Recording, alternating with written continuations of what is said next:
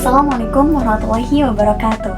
Perkenalkan, saya Fitri Adila dengan NIM 2023-15155 dari kelas A1 2024 dan merupakan mahasiswa pertukaran dari Universitas Kuningan.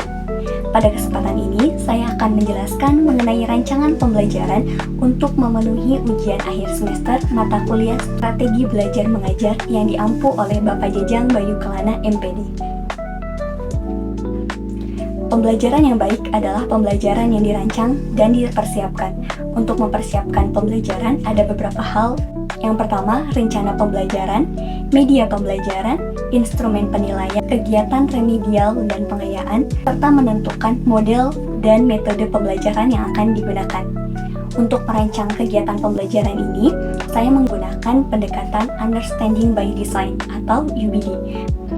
Understanding by Design merupakan pendekatan pembelajaran dengan diawali merancang tujuan pembelajaran, kemudian merancang kegiatan pembelajaran dan penilaian untuk mencapai tujuan pembelajaran tersebut. Selain itu, dalam kegiatan pembelajarannya menggunakan pendekatan diferensiasi. Pendekatan diferensiasi merupakan pendekatan pembelajaran yang menyesuaikan proses pembelajaran dengan kebutuhan, kemampuan, dan gaya belajar siswa. Diferensiasi dibagi menjadi tiga, ada diferensiasi konten, proses, dan juga produk. Pada kesempatan ini menggunakan diferensiasi konten, yaitu dengan menggunakan variasi media pembelajaran yang digunakan yang disesuaikan dengan gaya belajar siswa itu sendiri.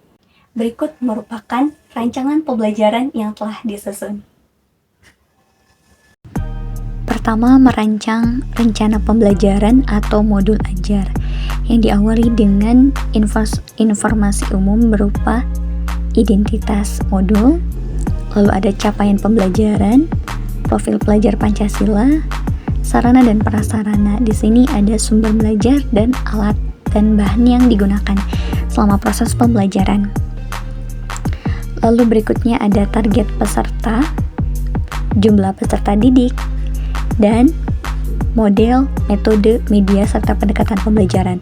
Untuk model pembelajaran menggunakan cooperative learning. Metode pembelajaran yaitu berupa demonstrasi, diskusi, eksperimen, dan presentasi.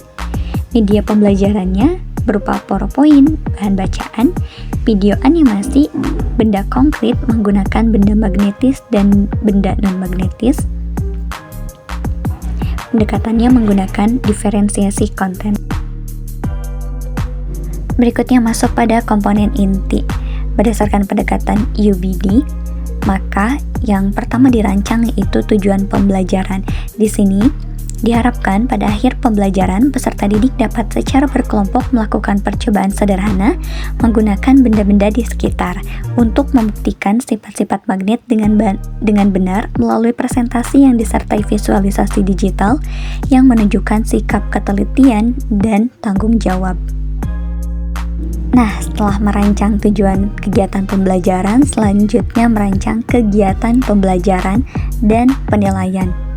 Di sini di kegiatan pembelajaran diawali dengan pembukaan atau pendahuluan, inti, dan penutup.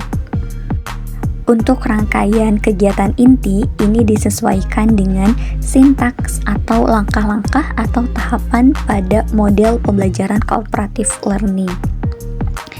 Yang diawali dengan pertama memberikan motivasi dan menyampaikan tujuan pembelajaran. Tahap kedua, menyampaikan informasi. Nah, di sini menggunakan diferensiasi konten. Jadi, penyampaian informasinya disesuaikan dengan gaya belajar siswa. Tentu menggunakan variasi media pembelajaran. Tahap ketiga, mengorganisasikan peserta didik dalam kelompok belajar. Tahap keempat, membimbing kelompok pekerja dan belajar. Tahap kelima, evaluasi. Dan tahap terakhir, memberi apresiasi. Dan untuk kegiatan penutup, dan ini merupakan kegiatan penutup.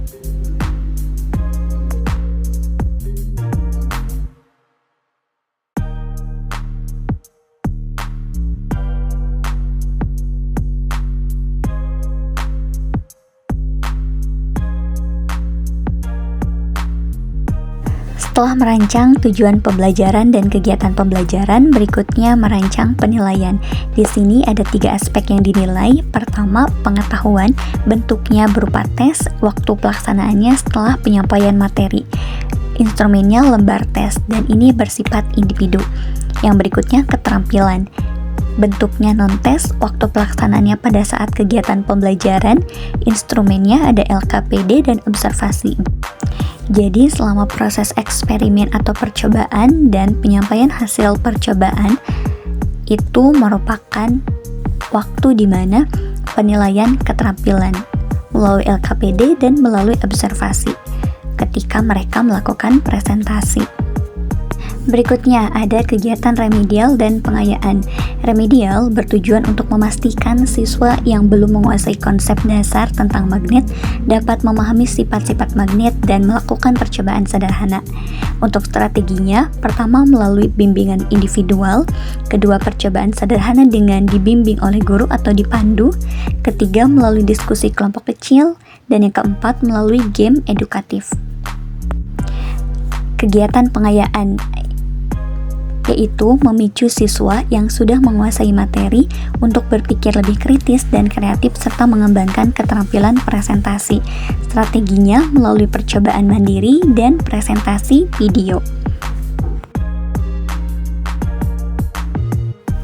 Berikutnya ada bahan bacaan.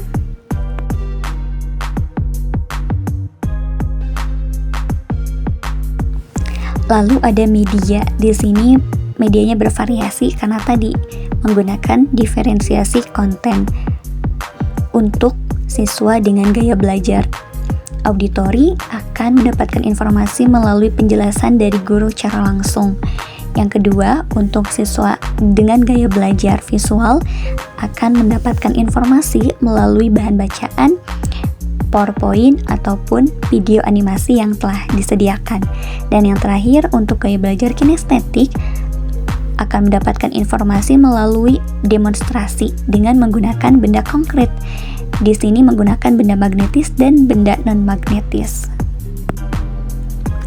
Berikutnya, instrumen penilaian. Jadi, berdasarkan aspek yang dinilai, pertama, pengetahuan, bentuknya berupa soal.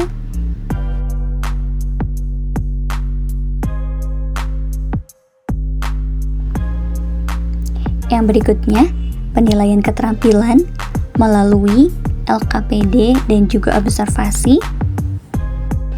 Dan yang ketiga, penilaian sikap melalui pengamatan terhadap sikap dan perilaku siswa secara langsung.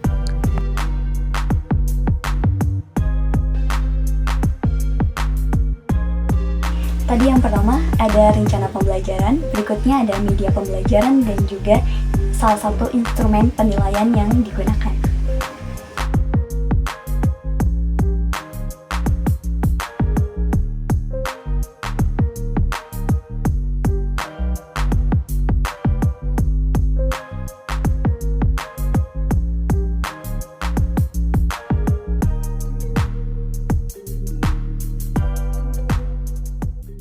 Itu tadi rancangan pembelajaran yang telah disusun. Semoga dapat memberikan manfaat. Terima kasih atas perhatiannya. Assalamualaikum warahmatullahi wabarakatuh.